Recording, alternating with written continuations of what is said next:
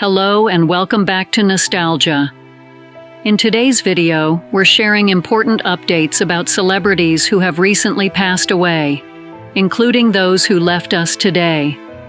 Join us on a special journey of remembrance as we honor their memories. Your support means everything to us, so if you enjoy our content, please like the video and subscribe to our channel. Thank you, and stay tuned.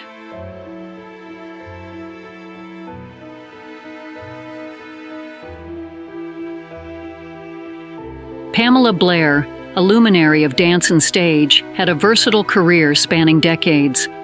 The acclaimed Broadway actress, known for her original role as Val in A Chorus Line, passed away peacefully at the age of 73 on July 23rd at her home in Phoenix, surrounded by loved ones.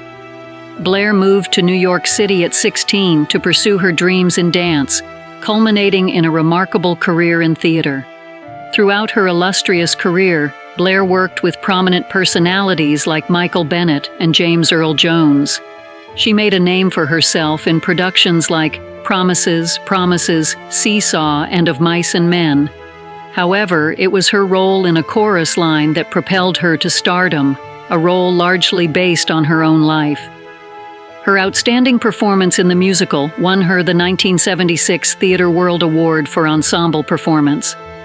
Blair also made significant contributions to television, appearing in popular soap operas and shows like Loving Another World, Ryan's Hope, and All My Children, for which she earned a Daytime Emmy nomination. Her film credits included roles in Mighty Aphrodite, 21 Grams, and Before and After. Blair's dynamic presence and immeasurable talent left a lasting impact on both stage and screen. Her life and career serve as a testament to her passion, resilience, and dedication to her craft. She will be dearly missed, but her legacy will live on in the hearts of her loved ones and the countless fans she captivated with her performances. Tributes to Pamela Blair continue to pour in, celebrating her extraordinary contributions to the arts.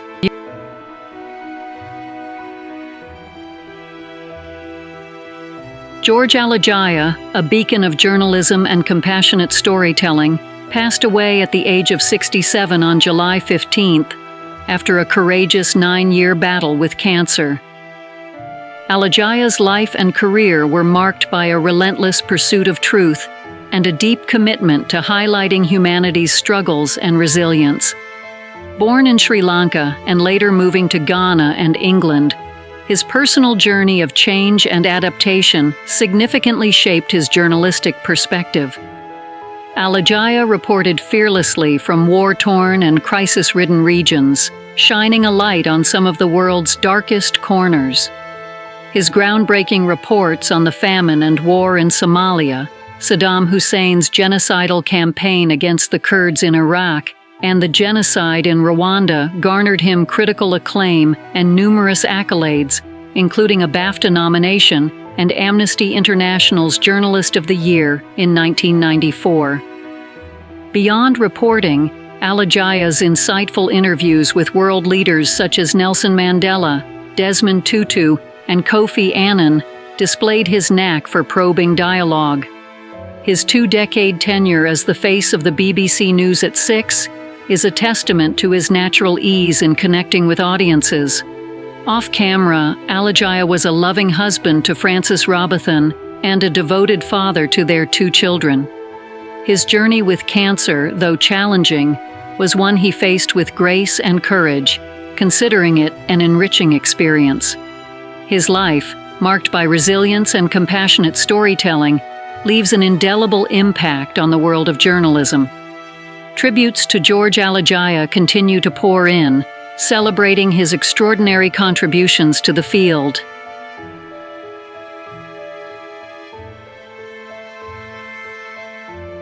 Paul Hince, a revered sportsman and celebrated sports journalist, has sadly passed away.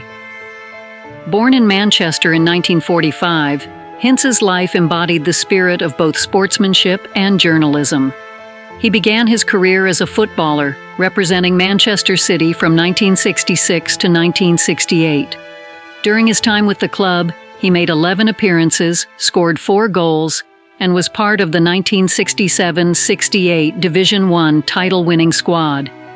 In October 2021, he was one of 4 players retroactively awarded the winner's medal for their invaluable contributions to the team's victory in May 1968. Hince's athletic journey continued as he played for Charlton, Barry, Crewe, and Macclesfield, before transitioning to a full-time career in sports journalism. As a correspondent for the Manchester Evening News, Men, Hince became a beloved figure in the region for over 30 years. His wit, wisdom, and engaging writing style won him widespread acclaim. He held various roles at Men, including long-term city correspondent and later chief sports writer, retiring in 2006. Hince leaves behind an exceptional legacy, forever intertwining his love for sports and journalism.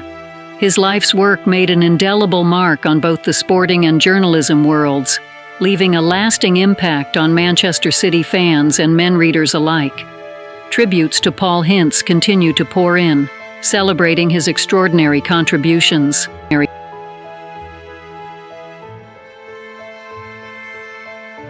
Miller Farr Jr., an unforgettable cornerstone of American football, passed away on July 18th at the age of 80.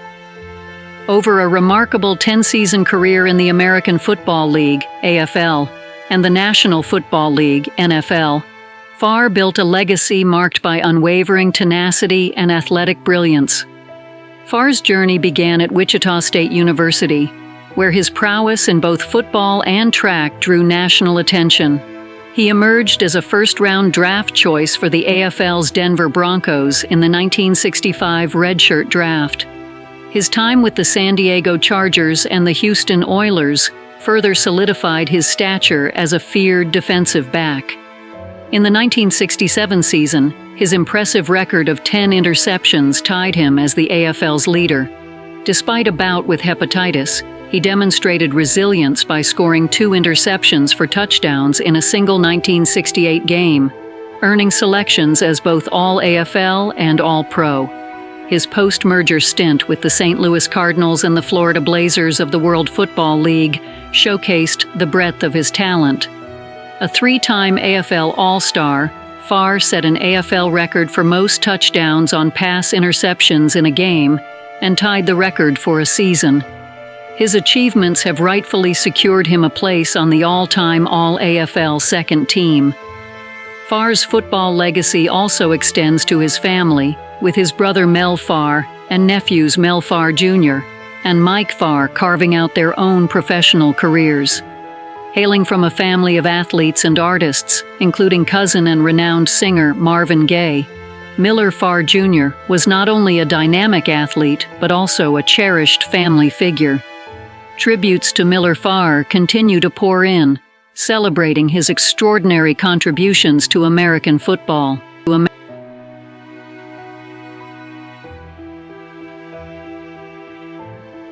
Robert McFarlane, an acclaimed lens on Australian life and culture, passed away at the age of 81 on July 19th.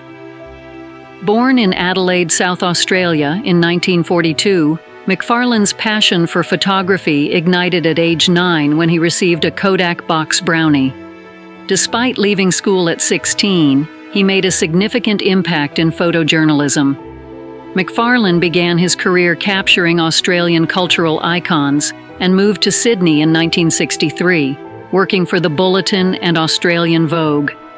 He freelanced for prestigious publications such as the Daily Telegraph and the Sunday Times magazine in London before returning to Sydney in 1973.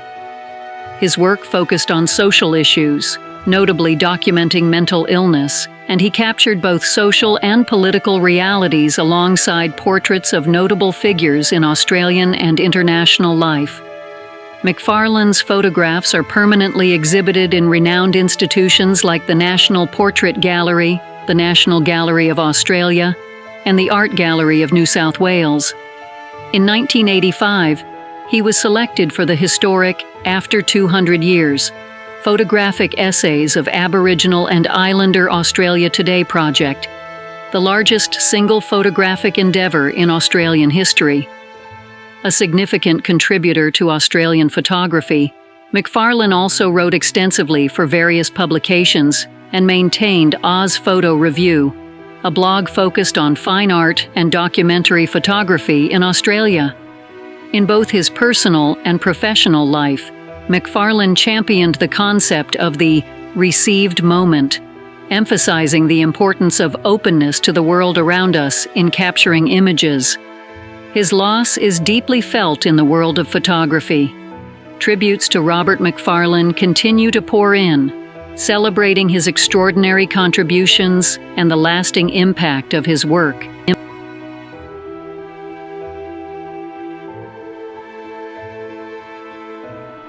Isabelle Choko, a Holocaust survivor who went on to become the French women's chess champion, passed away on July 21st at the age of 94. Born in Łódź, Poland on September 18, 1928, Choko's life was a testament to survival, resilience, and an enduring love for chess. In 1940, Choko and her family were forcibly removed from their pharmacy and confined to the Łódź ghetto. After her father succumbed to hunger and deprivation in 1942, Choko and her mother were sent to Auschwitz concentration camp in 1944. During the camp's evacuation in 1945, they were transferred to Bergen-Belsen concentration camp, where her mother tragically passed away. Despite being weakened by typhus, Choko survived and was liberated by an American Army doctor. Weighing only 25 kilograms, she was sent to Sweden to recover before finally moving to Paris in 1946. In Paris, she met and married Arthur Choko, with whom she had 3 children. It was there that she also made her mark on the world of chess, becoming the French women's chess champion in 1956. Driven by her past, Choko was determined to share her experiences.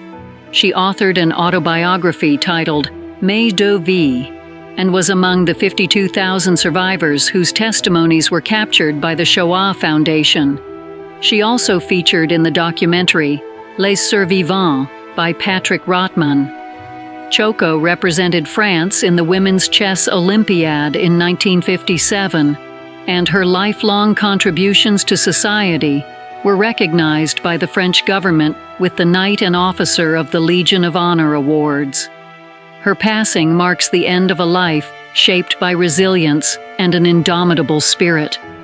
Her legacy, carved both through her survival and her contributions to chess, will continue to inspire future generations. Tributes to Isabelle Choko pour in, celebrating her extraordinary journey and lasting impact.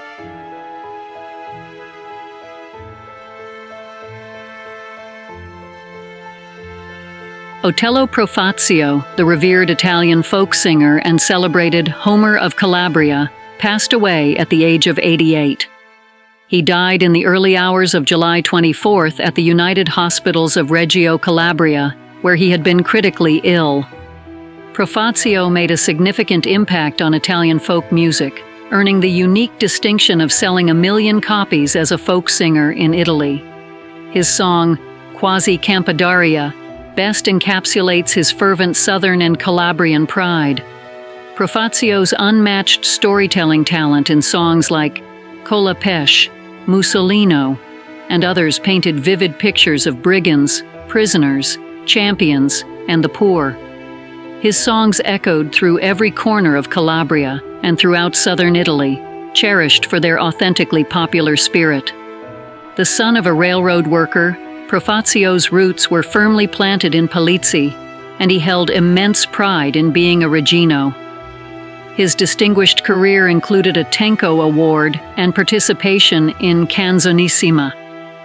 He stood as an authentic socialist in the realm of music, consistently representing the perspectives and stories of everyday people. Profazio leaves a lasting legacy, his invaluable contributions to Italian folk music etched in the annals of the genre. Tributes to Otello Profazio pour in, celebrating the life and legacy of a man whose voice and songs will continue to resonate. inspiring future generations with his heartfelt tales of Calabria and its people.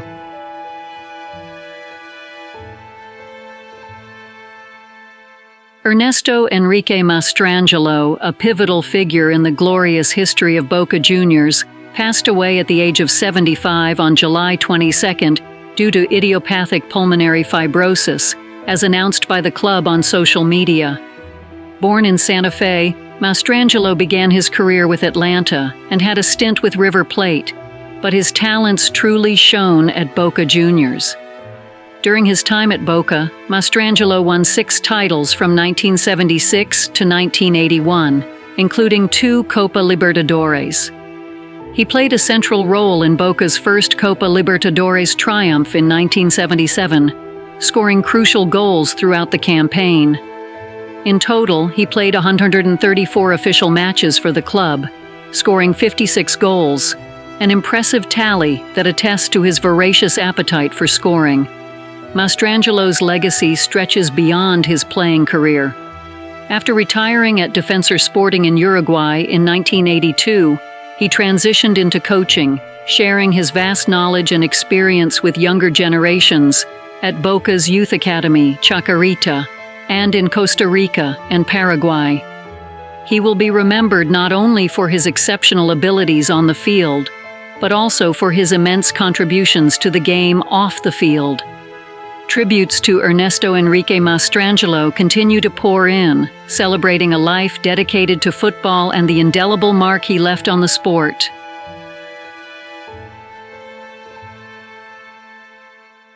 Jackie Mason, a beloved rabbi turned comedian, passed away on July 24, 2021, at the age of 93 after struggling with respiratory issues.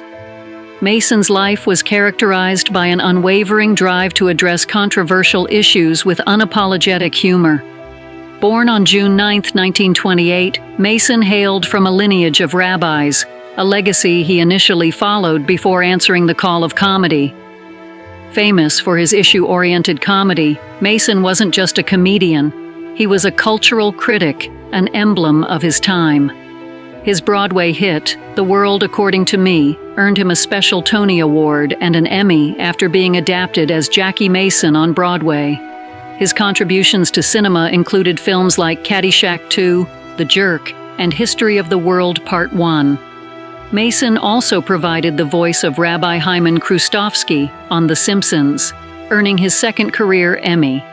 Over the years, Mason's penchant for addressing controversial issues landed him in hot water more than once.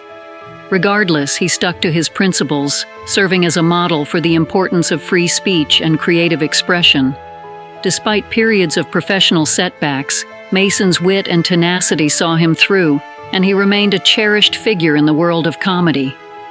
In his private life, Mason was a devoted husband to Jill Rosenfeld and a loving father to comedian Sheba Mason. His impact on comedy continues to reverberate, his legacy one of resilience, free expression, and unyielding humor. With Mason's passing, the world has lost a unique and influential comedic voice. Tributes to Jackie Mason pour in, celebrating a life dedicated to laughter and fearless commentary.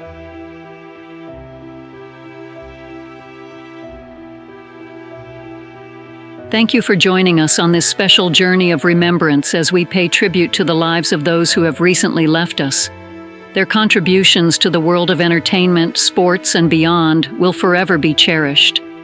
As we reflect on their legacies, let us also remember to cherish each moment and celebrate the joy they brought into our lives. Your support and engagement mean the world to us, and we truly appreciate you being a part of our community. Please continue to like our videos, subscribe to our channel, and share your thoughts in the comments. Together, we honor and celebrate the memories of those who have touched our hearts. Until next time, thank you and take care.